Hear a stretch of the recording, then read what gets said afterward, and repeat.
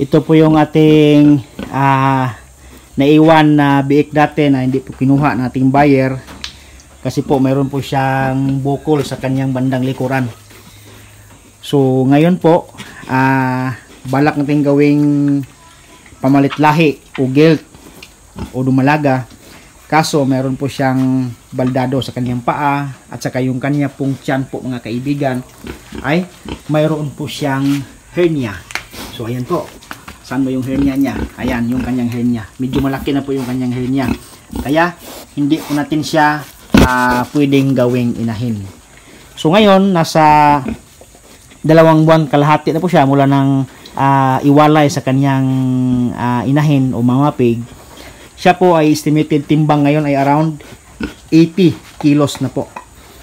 Siguro, after makaubos siya ng kalahating sako o isang sakong finisher, atin na po siyang ibibinta as fattening.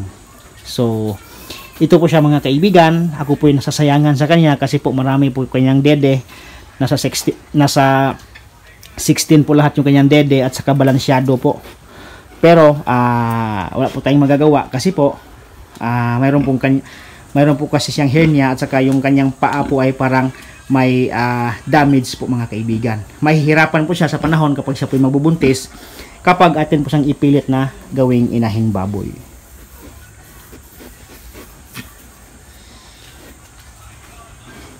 So kapag kayo po ipipilit ng gawing inahing baboy, dapat ang pipiliin nyo ay dapat maganda yung pangangatawan.